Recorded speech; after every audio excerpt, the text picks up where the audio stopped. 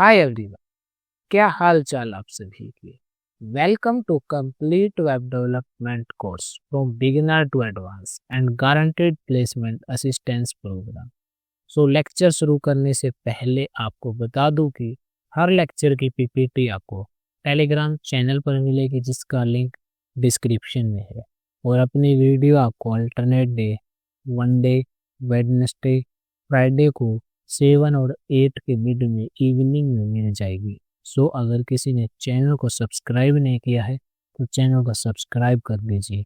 और वीडियो को कंप्लीट देखने के बाद अपना फीडबैक कमेंट सेक्शन में ज़रूर बताएं, क्योंकि अपकमिंग लेक्चर पर वर्क आपके रिस्पॉन्स के अकॉर्डिंग ही किया जाएगा। सो प्लीज़ अपना फीडबैक कमेंट सेक्शन में ज़रूर दें।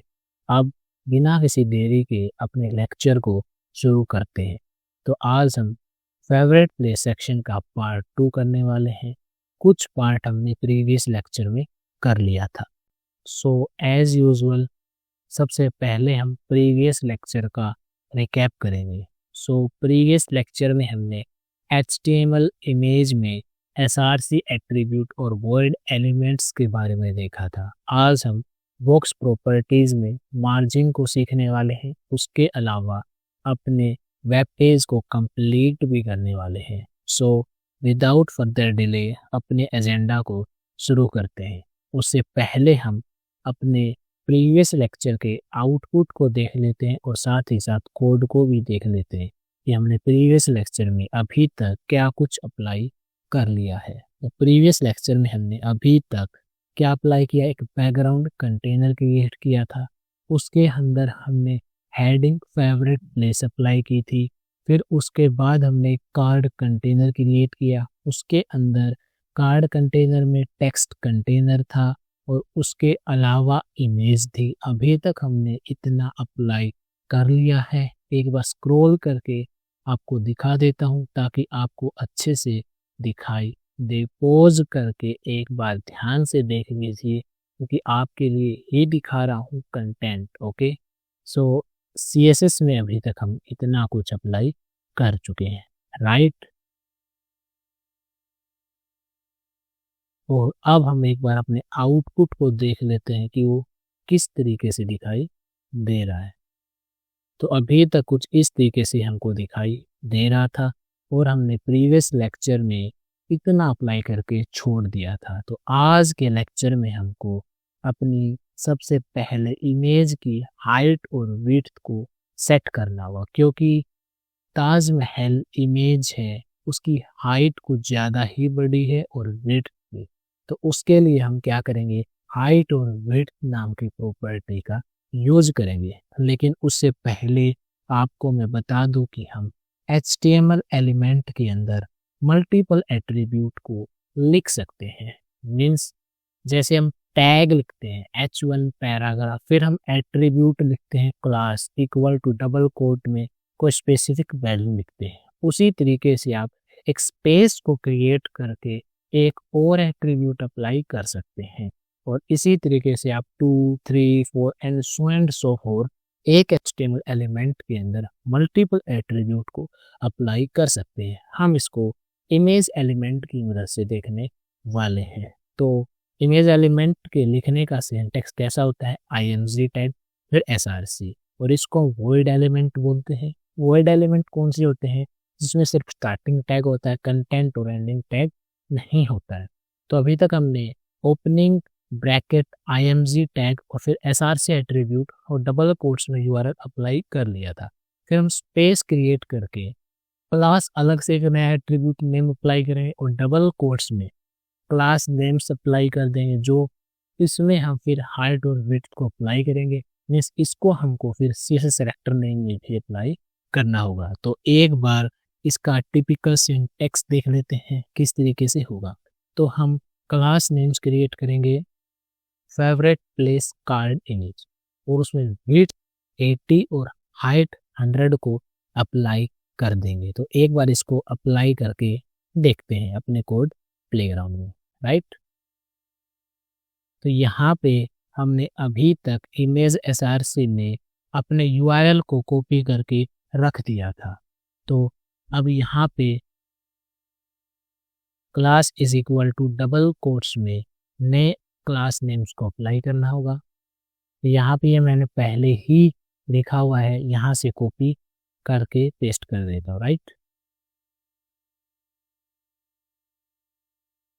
और इसी तरीके से आप स्पेस को क्रिएट करके मल्टीपल एट्रीब्यूट नेम लिख सकते हैं। एक हमने एसआरसी और डबल कोट्स में यूआरएल, एक टोटल एट्रीब्यूट ये हो गया, फिर स्पेस क्रिएट किया, फिर क्लास और फिर डबल कोट्स में फिर से क्लास नेम अप्लाई किया, तो 2 एट्रीब्यूट हो गए। इसी तरीके से आप 3, 4 and so fourth attribute name अपने रिक्वायरमेंट के अकॉर्डिंग क्रिएट कर सकते हैं। अभी इसका टिपिकल सिंटेक्स प्रॉपर्टीज हमको CSS में भी अप्लाई करनी होगी। इसके लिए मैंने हाइट और विड्थ को पहले से लिखा हुआ है, तो यहीं से कॉपी कर लेता हूँ और डॉट लिखना ना भूलें, राइट।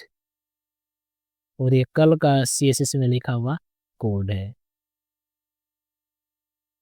तो हमने स्पेसिफिक इस पे हाइट और विड्थ को अप्लाई कर दिया है किस पे, इमेज टैब पे, ताकि ताजमहल की हाइट और विड्थ थोड़ी छोटी हो जाए, क्योंकि वो अच्छे तरीके से हमको दिखाई दे। तो अब देखिए इमेज की हाइट और विड्थ छोटी हो गई है, क्योंकि हमने अलग से एक प्रॉपर्टी CSS में अप्लाई कर दी है। अब वापिस हम अपने स्लाइड के सेक्शन में चलते हैं। तो अपना आउटपुट भी आपको कुछ इस तरीके से दिखाई दिया। अब आप चाहे तो यहीं पे वीडियो को पॉज करके एक बार अपने कोड प्लेग्राउंड में इसको अप्लाई कर सकते हैं। अब हम फर्दर आगे की तरफ बढ़ते हैं। अब हमको क्या करना है, अपने एलिमेंट मीन्स कंटेंट को और पैराग्राफ को साइड बाय साइड अलाइन करना होगा, तभी ये अच्छे से दिखेगा। तो इसका लेआउट कुछ इस तरीके से है। एक तरफ हम कंटेंट को रखेंगे और दूसरी तरफ हम किसको रखेंगे, इमेज को रखेंगे। तो हम किसकी मदद से कर सकते हैं, आप पॉज करके सोचिए। मैंने आपको प्रीवियस लेक्चर में सिखाया है, नॉर्मली हम फ्लेक्सबॉक्स प्रॉपर्टीज का यूज करके इसको कर सकते हैं। तो उसके लिए हमको 2 स्टेप करने होंगे। सबसे पहला स्टेप, अपने कार्ड कंटेनर को फ्लेक्स कंटेनर बनाना होगा और उसके बाद डायरेक्शन को स्पेसिफाई करना होगा, आपको हॉरिजॉन्टली करना है या वर्टिकली करना है, राइट। तो सबसे पहला स्टेप क्या है, अपने कंटेनर को फ्लेक्सबॉक्स कंटेनर बनाना। तो उसके लिए हम क्या लिखेंगे, d-flex। d-flex क्या करेगा, अपने कंटेनर को एक फ्लेक्सबॉक्स कंटेनर बना देगा। तो हमने कहाँ पे अप्लाई किया, ये कार्ड कंटेनर पे। अब इसके अंदर जो हेडिंग टैग, पैराग्राफ मीन्स जो ये टेक्स्ट कंटेनर है और इमेज है, ये क्या हो गई, फ्लेक्स आइटम। और प्रॉपर्टीज किस पे अप्लाई होती है, फ्लेक्स आइटम्स पे अप्लाई होती है, राइट। उसके बाद हमको क्या करना है, डायरेक्शन को स्पेसिफाई करना है। उसके लिए हम क्या लिखेंगे, फ्लेक्स हाइफन रो, क्योंकि हमको हॉरिजॉन्टली इनको अलाइन करना है। वर्टिकली करना होता तो हम क्या लिखते, फ्लेक्स हाइफन कॉलम, राइट। अब एक बार इसको कोड प्लेग्राउंड में हम अप्लाई कर लेते हैं, राइट। तो अभी तक इतना हमने क्रिएट कर लिया है। कहाँ पे अप्लाई करेंगे, कार्ड कंटेनर पे। और उसके लिए सबसे पहले बूटस्ट्रैप को यूज करने के लिए आपको क्या करना होगा, बूटस्ट्रैप में जाके 2 कॉपी लिंक करने होंगे आपको, जो मैंने आपको बता दिया है प्रीवियस लेक्चर में कैसे करना है। और अभी तक तो आपने कॉपी करके अपने कोड प्लेग्राउंड में रख लिया होगा, राइट। और नहीं किया तो प्लीज प्रीवियस सेशन को जरूर देखें, क्योंकि एक वेब डेवलपमेंट का कंप्लीट कोर्स है, हर लेक्चर एक दूसरे से इंटरलिंक है। सो मैंने यहाँ पे पहले से ही कॉपी करके रखे हुए 5.3 वर्जन, जो लेटेस्ट न्यू वर्जन आया हुआ है बूटस्ट्रैप का, राइट। तो उसके बिन ये यूज नहीं होंगे। तो हमको क्या लिखना है, d-flex। हमने अपने कंटेनर को कैसा बना दिया, फ्लेक्स कंटेनर बना दिया। और इसके अंदर हमको स्पेसिफिक कहाँ पे अलाइन करना है, डायरेक्शन बतानी होगी, कहाँ पे, फ्लेक्स हाइफन रो में हमको अप्लाई करना है, राइट। अब अपने आउटपुट को एक बार देख लेते हैं। तो अब ये देखिए, इमेज और कंटेंट एक साथ रो में अलाइन हो गए हैं, ओके।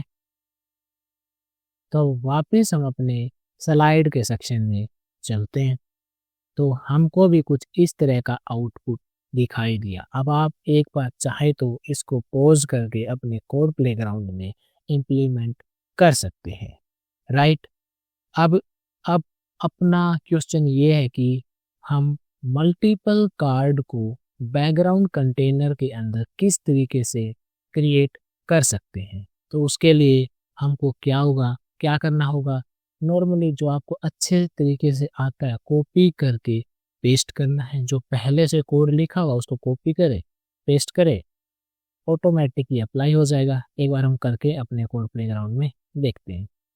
यहाँ तक फेवरेट प्ले सेक्शन तक हमने लिखा हुआ है। इसके नीचे जो कार्ड कंटेनर है, ओवरऑल हमको इसी को कॉपी करना है, तो इसको कॉपी कर लेते हैं, राइट।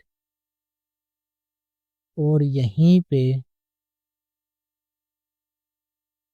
गैप क्रिएट करके एक रो का हमने अप्लाई कर दिया। अब एक बार अपने आउटपुट को देखते हो किस तरीके से दिखाई दे रहा है। यहाँ पे 2 ताजमहल नाम से और पैराग्राफ नाम से कंटेंट आ गया। तो हमको क्या करना होगा, सिर्फ यहाँ पे ताजमहल को और इनको एक्सचेंज करना है। तो यहाँ पे मैं क्या लिख दूंगा, इसको बदल के क्या लिखना है यहाँ पे हमको, गोल्डन टेम्पल, राइट।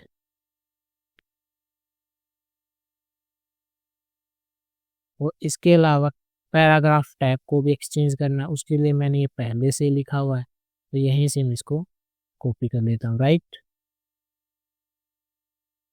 और अगर आपको किसी भी प्रॉब्लम में डाउट है तो प्लीज़ कमेंट सेक्शन में ज़रूर अपनी प्रॉब्लम को स्पेसिफाई करें, आपका आंसर ज़रूर दिया जाएगा, राइट। अब अपने आउटपुट को देखने से पहले एक बार इमेज को भी एक्सचेंज करना होगा। जहाँ पे एसआरसी नाम से ताजमहल है, यहाँ पे हमको गोल्डन टेम्पल की इमेज को इम्प्लीमेंट करना होगा। गोल्डन टेम्पल की इमेज अपने ये है,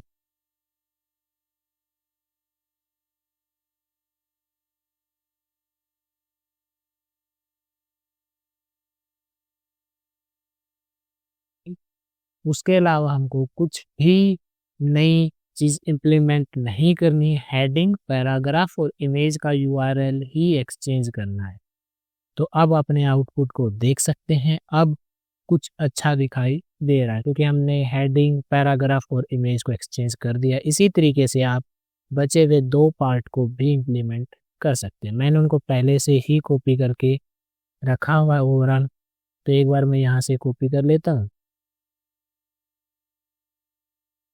और फिर वहाँ पे ओवरऑल पेस्ट कर दूंगा, राइट।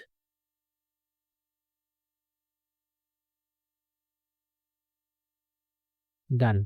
अब उससे पहले इमेज का यूआरएल भी वहाँ पे पुट करना होगा यहाँ पे।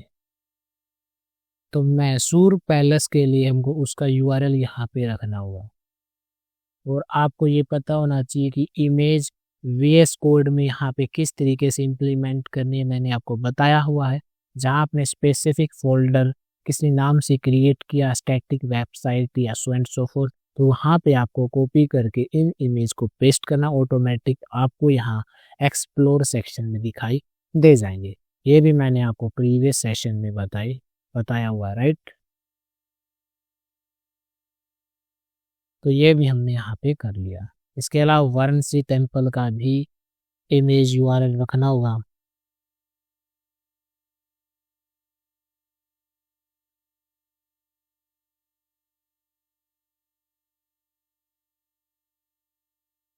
राइट। अब देखिए अपना कोड कितना बड़ा हो गया। तभी मैंने आपको बताया था कि जब भी आप एट्रीब्यूट ने वैल्यू या मीन्स क्लास नेम अप्लाई करें तो रिलेवेंट होना चाहिए, कहीं डिबगिंग के वक्त आपको डिफिकल्टी हो सकती है इसकी। अब अपने आउटपुट को एक बार देख लेते हैं। तो अब ये देखिए अपना आउटपुट आपको कुछ इस तरीके से दिखाई दे रहा है, राइट। अब वापिस हम अपने स्लाइड के सेक्शन में चलते हैं। तो हमने कॉपी करके बार बार इनको इम्प्लीमेंट कर लिया अपने कोड प्लेग्राउंड में, और हमको अपना आउटपुट कुछ इस तरीके से दिखाई दे रहा है। और हमने इसमें स्पेसिफिक हेडिंग, पैराग्राफ और इमेज यूआरएल को भी एक्सचेंज कर लिया है। अब मेन क्वेश्चन ये है कि उस आउटपुट में स्पेस क्रिएट नहीं था, वो कुछ इस तरीके से दिखाई दे रहा था। तो अपना क्वेश्चन ये है कि हम इसको इस तरीके से कैसे बनाए, इसके अंदर स्पेस किस तरीके से क्रिएट करें। तो सीएसएस बॉक्स मॉडल की प्रॉपर्टी मार्जिन का यूज करके हम ऐसा कर सकते हैं। प्रीवियस लेक्चर में मैंने आपको हाइट, वेट, बॉर्डर और पैडिंग के बारे में बताया हुआ है। पैडिंग कहाँ पे इम्प्लीमेंट होती है? बॉर्डर के अंदर, और बॉर्डर के बाहर क्या इम्प्लीमेंट होगा? मार्जिन। जैसे आप एक टेक्स्ट कंटेनर को ले लीजिए, या आप जो ये हमने कार्ड कंटेनर को क्रिएट किया इसी को ले लीजिए। कार्ड कंटेनर में, कार्ड कंटेनर के अंदर स्पेसिफिक टेक्स्ट कंटेनर है और इमेज है। तो इसके अंदर अगर हमको इम्प्लीमेंट करना है कार्ड कंटेनर के अंदर, तो हम पैडिंग को यूज करेंगे। और कार्ड कंटेनर के बाहर, तो कार्ड कंटेनर क्या है? बॉर्डर। उसके बाहर इम्प्लीमेंट करना है तो हम किसको यूज करेंगे? मार्जिन को। तो हम यहाँ पे किसका यूज करेंगे? मार्जिन प्रॉपर्टी का। मार्जिन क्या करेगा? Left, right, top, bottom, overall बाहर की तरफ गैप क्रिएट कर देगा। तो हम वहां पे क्या लिखने वाले हैं? Margin 15 pixel. तो एक बार इसको भी इम्प्लीमेंट करके देख लेते हैं, राइट। तो जो ये मार्जिन 15 पिक्सल है, ये हमको कहाँ पे लिखना है? फेवरेट प्लेस के कार्ड कंटेनर में हमको ये इम्प्लीमेंट करना होगा, राइट। तो अपने CSS में फेवरेट प्लेस के कार्ड कंटेनर में इसको इम्प्लीमेंट कर लेते हैं।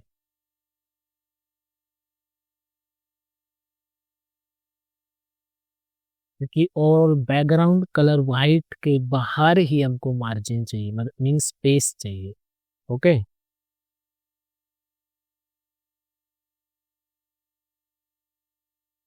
तो अब हम अपने आउटपुट को देखते हैं। तो ये देखिए, ओवरऑल यहाँ बाहर की तरफ गैप क्रिएट हो चुका है। अब आप देख रहे हैं कि जो ये बैकग्राउंड इमेज है वो गोल्डन टेम्पल तक ही लिमिट है। उसके नीचे मैशूर और वाराणसी पे दिखाई नहीं दे रही। क्यों? मेन रीजन क्या? क्योंकि हमने हाइट को 100 वीपोर्ट मेंशन किया था। आप उसको हटा दे तो ऑटोमेटिक वो कैरी कर लेगा, मैंने आपको बताया है। या आप 100 की बजाय 200, 300 इम्प्लीमेंट करें, तब आपको दिखाई देगा। एक बार हम इसको भी इम्प्लीमेंट करेंगे। उसके अलावा आपको दिख रहा होगा कि जो ये टेम्पल है ताजमहल का, उसमें और जो ये टेक्स्ट कंटेनर है उसमें गैप नहीं है। वो आप किसकी मदद से इम्प्लीमेंट कर सकते हैं ये आपको पता होना चाहिए। पैडिंग की मदद से ओवरऑल आप यहाँ पे पैडिंग इम्प्लीमेंट कर सकते हैं। और मैंने आपको ये भी बताया कि पैडिंग आप एक स्पेसिफिक डायरेक्शन पे भी इम्प्लीमेंट कर सकते हैं। मीन्स आप पैडिंग आईफल लेफ्ट, जैसे आप पैडिंग और 20 पिक्सल अप्लाई करते हैं, वहां पे आप स्पेसिफिक पैडिंग लेफ्ट अप्लाई कर दीजिए, ये ओवरऑल राइट की तरफ खिसक जाएगा। ये भी चलो मैं आपको इम्प्लीमेंट करके दिखा देता हूँ, राइट। उसके अलावा सबसे पहले हाइट जो 100 वीपोर्ट हमने मेंशन की है उसको यहाँ से इरेज करते हैं। ओके, अब वापिस से चल के हम एक बार अपने आउटपुट को देख लेते हैं।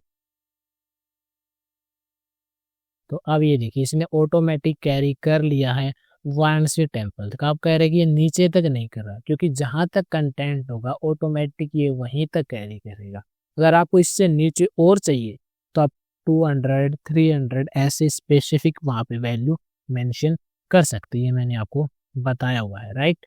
और इसके अलावा हमको पैडिंग चाहिए या मार्जिन चाहिए, उसकी बात है। तो उसके लिए हम क्या करेंगे, यहाँ पे इमेज टैग में स्पेसिफिक हमने फेवरेट प्लेस कार्ड इमेज को मेंशन किया था, जहाँ पे हमने हाइट और विड्थ को लिखा था, राइट।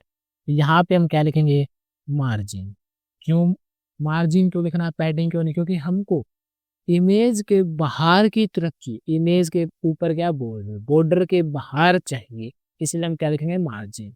और मार्जिन स्पेसिफिक कहाँ पे चाहिए? ओवरऑल नहीं चाहिए हमको, लेफ्ट, राइट, टॉप, बॉटम में नहीं चाहिए, एक स्पेसिफिक डायरेक्शन में चाहिए।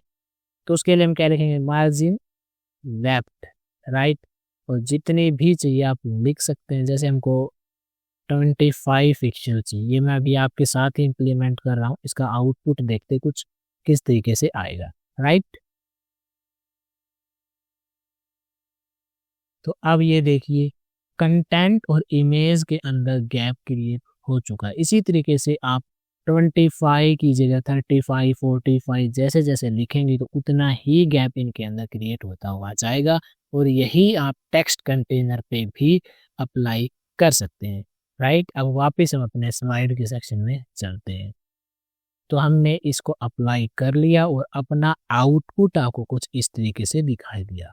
तो आप इसको अपने कोड प्लेग्राउंड में इम्प्लीमेंट जरूर करें जो आपको सिखाया गया है। और नेक्स्ट सेशन में हम क्या करेंगे, अप्रोच देखेंगे कि एक लेआउट को डेवलप किस तरीके से कर सकते हैं, राइट।